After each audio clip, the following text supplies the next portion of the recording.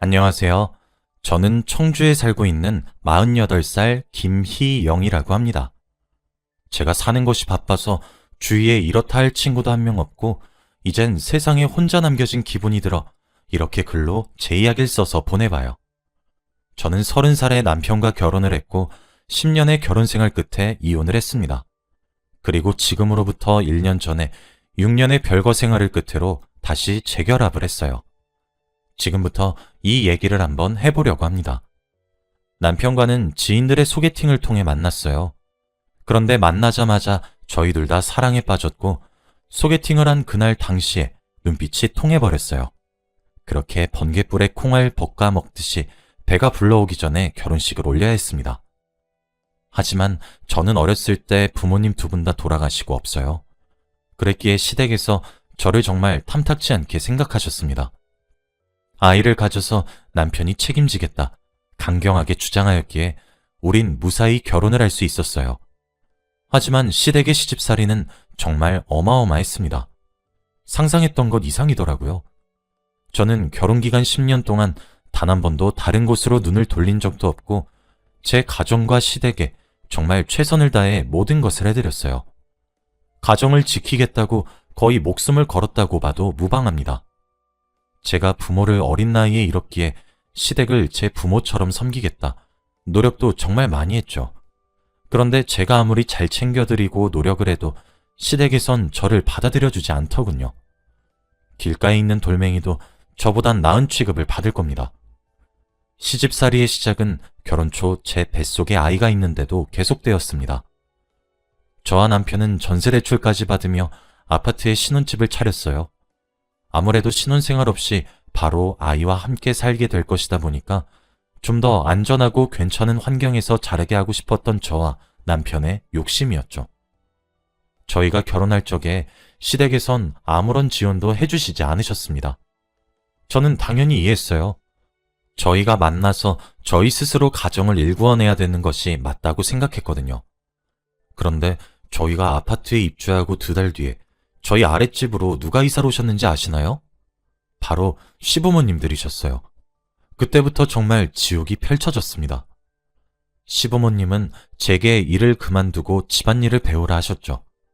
어린 나이에 부모도 없이 홀로 컸을 테니 배움이 모자랄 것 같다면서요. 항상 그러셨습니다. 특히 시어머니는 제게 쓴소리를 하실 때면 매번 부모 없이 컸던 네가 뭘 그리 잘 알겠니? 라고 덧붙이셨죠. 그 말이 참 상처였습니다. 그 시절 멍청했던 저는 제가 열심히 노력하면 시부모님께 이쁨 받을 수 있을 거란 착각에 빠져 정말 일을 그만두었어요. 남편이 출근하고 나면 저는 아랫집 시댁으로 내려가 밥을 차려드리며 검사를 받아야 했죠. 제가 조금이라도 늦게 내려가면 불호령이 떨어졌어요.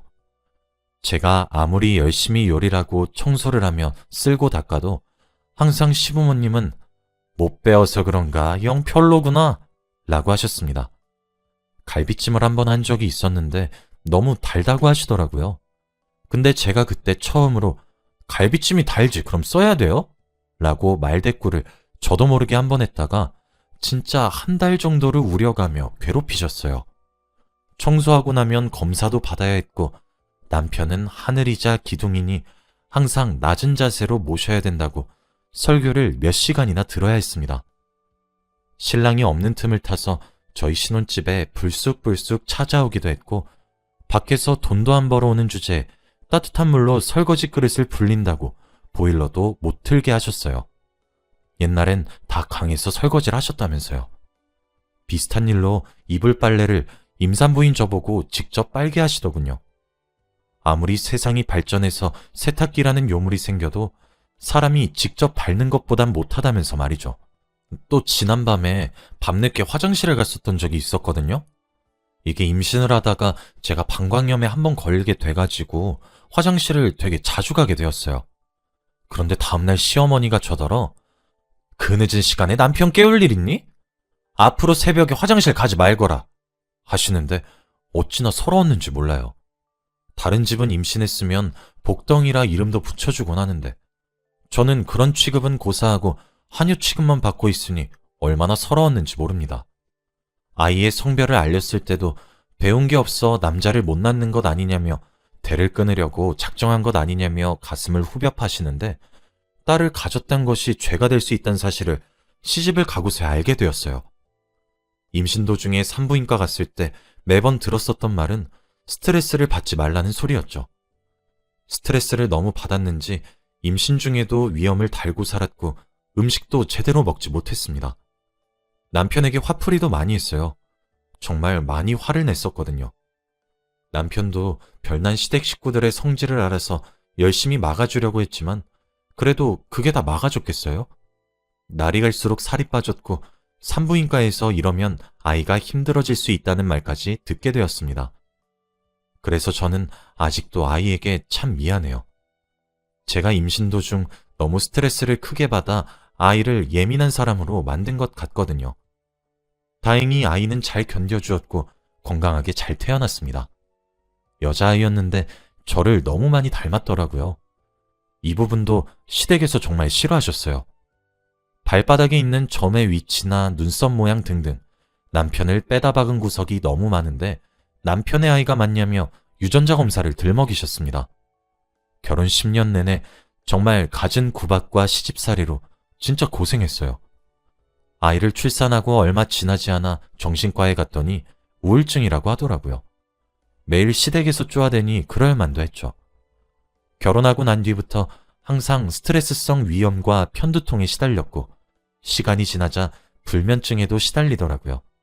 수면제를 먹지 않으면 편히 잠에 들지 못했습니다. 스트레스 수치가 높다고 하던데 남편이 제 이야기라면 시댁에서는 본인들을 못된 사람으로 만들기 위해 갖은 수를 다 쓰는 악독한 년이라며 비난했죠. 지금 생각해보면 그 긴 세월을 저는 대체 어떻게 견뎌낸 건지 의아할 때도 있습니다. 딸아이를 위해서 버텼던 것 같기도 하네요. 그랬던 제가 남편에게 이혼을 요구했던 이유가 있었습니다. 어느 날 딸아이가 제게 그러더라고요. 할머니랑 할아버지가 오늘 나보고 엄마는 천한 사람이래. 엄마, 천한 사람이 무슨 뜻이야? 라고 말이에요. 저는 그때 깨달았죠. 아, 소용이 없구나. 그날 밤 남편에게 이혼을 요구했습니다. 더 이상 이렇게 살고 싶지 않고 살아갈 자신도 없다고요. 나를 혹사시키는 건 괜찮았는데 왜 내가 배 아파 낳은 내 자식에게 엄마를 천하다고 교육시키는지 이걸 내가 어찌 참고 사냐고요. 그러니 제발 나 숨 좀 쉬고 살 수 있게 놔달라고 했죠. 남편은 제정신이냐고 이혼은 절대 해줄 수 없다고 했습니다. 하지만 10년의 세월 동안 받아온 시집살이로 인해 저는 이미 날카로운 성격으로 변한 지 오래였어요. 서로 고성이 오가며 싸우기 시작했죠. 이러다 말라 죽겠다고 당신은 날 죽이기 위해 결혼을 한 것이냐며 고래고래 소리를 질렀습니다. 처음엔 서로 악을 지르며 싸웠다가 눈물을 흘리며 애원했다가 살려달라고 빌어도 받다가 그렇게 애걸복걸 이혼을 구걸했어요. 몸만 나가도 좋으니 제발 절 좀 놔달라고 말이에요. 남편은 제가 이혼해달라 비는 모습에 끝내 이혼 서류에 도장을 찍어주었습니다. 10년 동안 조금씩 하루하루 말라가는 제 모습이 안쓰러웠나 봅니다. 제게 많이 미안하다고 이젠 욕심을 부리지 않겠다며 통장 하나를 쥐어주며 도장을 찍어주었어요. 그렇게 저는 남편에게 앞으로 딸아이와 함께 살 집과 목돈을 받을 수 있었죠. 다행히 남편은 제가 딸을 데리고 나가 살길 바랬고 자신은 2주에 한 번씩 딸을 보게 해달라 부탁만 하더군요. 그렇게 그 지긋지긋한 곳에서 탈출할 수 있게 되었습니다. 이혼 후 저도 집 근처에 있는 조그마한 식당에서 일을 할 수 있게 되었어요. 제가 버는 소정의 생활비와 매달 꼬박꼬박 들어오는 양육비로 인해 생활엔 문제가 없었고 오히려 조금 여유롭기까지 했죠. 매일 서서 일을 해야 하니 다리도 붓고 체력도 딸려서 저 진짜 몸이 너무 힘들었거든요. 근데 놀랍게도 10년 동안 지긋지긋하게 절 따라다녔던 위염, 편두통, 불면증 등등이 하나씩 사라지기 시작하더라고요. 정말 마음의 병이었구나 싶었습니다. 사실 저도 정말 악이란 악을 다 쓰며 이혼에 성공했지만 남편의 노력을 몰랐던 것은 아니었어요. 남편도 시댁의 행패에 저를 지키려고 무던히 애썼던 사실을 잘 알고 있었거든요. 제가 편하게 사는 꼴이 하늘은 그렇게 눈꼴 시려웠던 것인지 그렇게 편안하게 살아오던 어느 날 갑작스러운 비극이 저를 찾아왔습니다. 제가 암에 걸렸더라고요. 바로 자궁암이었어요. 병원에 건강검진을 받으러 갔다가 자궁에 종양으로 의심되는 것이 발견되었다며 정밀검사를 하게 되었는데 자궁암에 걸렸다고 하더라고요. 자궁의 악성 종양이 이미 다른 기관까지 전이되어 있기 때문에 길어봤자 18개월밖에 살지 못한다고 했습니다. 시한부 인생을 살게 된 것이죠. 사람이 언젠가는 죽는다는 사실을 알고 있었지만 딸은 엄마 팔자를 담는다고 하더니 제 딸도 저처럼 어린 나이에 엄마를 잃을 생각을 하니까 눈물이 앞을 가리더라고요. 그리고 미친 듯이 화가 나기 시작했어요. 내가 결혼해서 그 개고생만 덜했어도 우리 딸과 더 좋은 추억을 만들었을 것이고 지금보다 덜 아팠을 거라는 생각에 정말 시댁 식구들이 원망스럽더라고요. 암을 판정받은 뒤로 10년 동안 참는 것만 할 줄 알았던 제가 다혈질적이고 욱하는 성질로 참 많이 변했습니다. 저는 암보험에 가입되어 있기 때문에 제가 죽으면 보험금은 나와서 그걸로 우리 딸아이 걱정은 조금이라도 덜었다며 위안 삼고 있었어요. 그런데 그와 동시에 남편으로부터 재결합 제의가 들어왔습니다. 제 보험금 얘기를 어디서 들은 것만 같았어요. 제가 어땠을 것 같나요? 저는 재결합에 응했습니다. 내 지난 10년의 세월 보상받고 싶었거든요. 남편에게 암에 걸렸다고 말을 했어요. 그리고 재결합을 받아들였죠. 제 목표는 제가 살 수 있는 남은 기간 동안 남편의 재산을 전부 다 쓰고 죽어버릴 생각이었어요. 제가 당했던 모든 불행의 안갚음의 대상은 남편이 되어버린 것이죠. 어차피 제 몫으로 보험금도 나올 텐데 미리 쓴다고 생각하고 싶었거든요. 오로지 저만 생각해서 내린 결정이었습니다. 남편과 재결합을 했을 때 살림을 합치기 위해 집을 알아봐야 했어요. 저는 남편에게 주장했습니다. 난 시한부로 살아봤자 내가 얼마나 더 오래 살겠냐고 말을 하면서 인생을 살면서 한 번 정도는 드라마에 나오는 펜트하우스 같은 곳에서 살아보고 싶다고 했죠. 한 달에 월세만 1,000만 원인 곳에 살기로 했습니다. 처음으로 백화점에 가서 명품백을 샀어요. 샤넬백은 꿈도 꾸지 못할 명품백이었는데 제 손에 들려있더군요. 겨울에 입겠다고 밍크 코트도 한 벌 샀습니다. 남편의 재산을 써서 점차 줄어드는 것을 볼 때마다 통쾌하더라고요. 남편은 제가 어거지를 부리고 무리한 요구를 해도 저를 살뜰하게 보살피기 시작했어요. 항암 치료를 받으러 갔을 때도 제 곁을 지켰고 새벽에 너무 아파 끙끙거리면 바로 일어나 제 시중을 들었죠. 그때부터 마음 한켠에 찝찝함이 자리를 잡았던 것 같아요. 어쩌면 죄책감이었던 것 같기도 합니다. 제가 남편에게 복수하는 짓은 어쩌면 타당하지 않은 짓이니까요. 그렇게 4개월이 지났어요. 아침에 눈을 떴는데 그날따라 몸이 가볍더라고요. 오랜만에 기분 좋게 잠에서 깨어 아침상을 차리고 있었습니다. 평소엔 저보다 일찍 일어나 아침 준비를 하던 남편이 늦잠을 자더라고요. 아침을 다 차린 후 아이를 학교에 보내고 남편을 깨웠어요. 그런데 남편의 몸이 차가웠고 딱딱했습니다. 알고 보니 남편은 사망한 상태였어요. 잠을 자다 죽었으니 호상이었죠. 너무 놀라 발도 안 떼어질 정도였고 가까스로 119에 전화를 해 신고를 했죠. 그렇게 알게 된 사실은 너무 충격적이었습니다. 사실 남편은 대장암 말기에 걸려 투병 중인 상태였고 제게 재결합을 권한 이유는 제 보험금을 노린 것이 아니라 자신의 죽음으로 제가 보험금을 탈 수 있게 하기 위한 것이었어요. 남편의 보험금은 무려 7억이나 되더군요. 저는 정말 다시 살게 된 4개월의 시간 동안 남편의 병색을 전혀 눈치채지 못했습니다. 정말 멀쩡했거든요. 진짜 믿기지가 않더라고요. 무슨 정신으로 남편을 떠나보냈는지 잘 기억이 나지 않아요. 저는 그냥 저희가 살았던 펜트하우스를 벗어나고 싶기만 했습니다. 이사를 하기 위해 짐을 싸던 도중 남편의 유품 사이에 편지 한 통을 발견하게 되었는데 편지에는 이렇게 쓰여 있었습니다.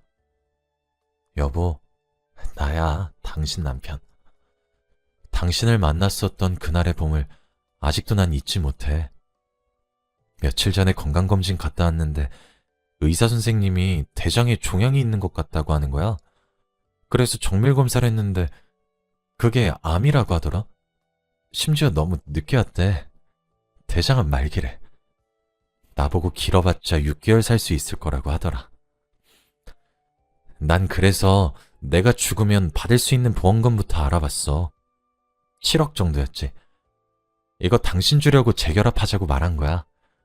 우리 집 사람들이 당신에게 얼마나 많이 죄를 지었는데 내가 무슨 염치로 사랑하는 당신에게 재결합을 권하겠어. 이번에 나올 내 보험금 빌미로 당신에게 재결합하자고 권유한 거였어. 근데 당신도 암에 걸렸다고 하더라? 정말 세상이 무너지는 기분이었어. 내가 죽고 나서 당신이 혼자 우리 딸내미 키우는데 도움되라고, 이제 자유롭게 잘 살아가라고 그렇게 남겨주고 싶었던 돈이었는데 어떻게 해야 될지 모르겠다, 정말. 그래도 당신 끝까지 치료 포기하지 말아줘. 우리 아이를 생각해서라도.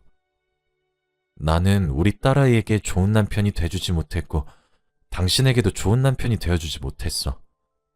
당신이 시집살이 시달려서 매일 밤마다 수면제 먹어가며 겨우 잠에 드는 모습을 지켜보면서도 내가 적극적으로 당신 보호해주지 못해서 정말 미안해. 당신이 죽을 날 받아나서 하고 싶은 것들 다 해보고 싶다고 했을 때 사실 너무 기뻤어. 그 소원 또한 내 소원과 같은 것이었거든. 당신이 이 편지를 읽고 있을 땐 이미 내가 세상을 떠난 뒤겠지만 그동안 너무 행복했어. 많이 미안했고 정말 많이 사랑했어. 앞으로 잘 지내길 바랄게. 당신의 병도 내가 하늘로 떠나가며 다 가져갈 수 있게 할게. 힘내서 잘 살아가길 바래. 내 모든 재산과 보험금의 수익자는 전부 당신이야. 그동안 미안했고 고마웠던 마음을 돈으로 대신하는데 당신에겐 한없이 줘도 보상이 되진 않겠지만 부디 받아주길 바래. 남은 생도 당신 후회 없이 살아줘. 우리 집안 사람들이 달라고 해도 절대 돈 떼어주지 마. 전부 당신 거야. 그럼 잘 지내? 라고 적혀 있었습니다. 남편 또한 암에 걸렸었던 사람이었고 제게 모든 재산과 보험금을 주기 위해 재결합을 권유했다는 사실에 정말 제 이성이 나갈 것 같더군요. 얼마나 오열했는지 몰라요. 탈진을 몇 차례나 하고 겨우 그 집을 나와 살기 시작했습니다. 남편이 죽고 다음 생은 아프지 않고 건강하게 태어나고 아무에게도 치이지 말고 본인을 위한 인생을 살았으면 좋겠다 싶어 49제를 지내게 되었습니다. 제가 정말 기가 막혔던 것은 뭔지 아세요? 남편이 죽은 지 49일도 채 되지 않아 시댁 식구들이 릴레이하듯 쪼로로 절 찾아와서 남편의 예상대로 재산과 보험금을 달라고 했기 때문입니다. 제게 뭐 해준 것이 있다고 남의 자식 목숨값을 가로채냐고 되묻더군요. 저는 남편의 말대로 시댁에 돈 한 푼 떼어주지 않았고 저를 찾아오기만 하면 경찰을 부르기 시작했어요. 독하다. 어떻게 저런 애가 있냐. 온갖 소리에도 반응을 하지 않았고 법적으로 조치를 취하기 시작했죠. 그랬더니 절 달래면서 회유하려고 들더라고요. 이름보다 야, 너 이런 말로 부르던 사람들이 아가 라고 부르는 꼴이 어찌나 우습고 기가 막히던지. 결국 법적으로 조치를 시작했고 시댁 식구들은 오만 욕을 다 하고 제게 떨어져 나갔죠. 그리고 지금 겨우 10대 중반인 딸 아이를 위해 돈을 모으기 시작했습니다. 저도 곧 이 세상에서 사라지게 될 테니까요. 그런데 제게 기적이 일어났지 뭐예요? 병원에서도 말기암이라고 고개를 절레절레 저었던 제가 기적적으로 암을 극복하게 된 것이었어요. 사실 남편이 저와 재결합을 하고 난 뒤에 키토산을 매일 먹였거든요. 이걸 먹고 암이 난 사람들의 사례가 많다고 하면서요. 편지에도 남편이 제가 아픈 것까지 전부 들고 하늘로 간다던데 실로 그 기적이 일어난 것인지 뭔지 극적으로 완치 판정을 받게 되었습니다. 병원에서도 정말 기적이라며 혀를 내두르더군요. 아마 평생을 조심하며 살아야 되겠지만 말이에요. 이렇게 차갑고 매정한 세상에 딸아이가 혼자 보내게 될 많은 시간들에 한숨만 나오고 눈앞이 깜깜해졌는데 제가 곁에서 지킬 수 있게 된 시간이 많이 늘어 참 다행이다 싶습니다. 저는 기적을 믿지 않았던 사람이었어요. 하지만 이젠 저와 제 딸아이를 지켜주는 누군가가 곁에 있는 것만 같아 마음이 참 든든합니다. 제 긴 이야기를 들어주셔서 감사해요. 앞으로는 하늘로 가 있는 남편에게 항상 고마워하면서 살려고 합니다.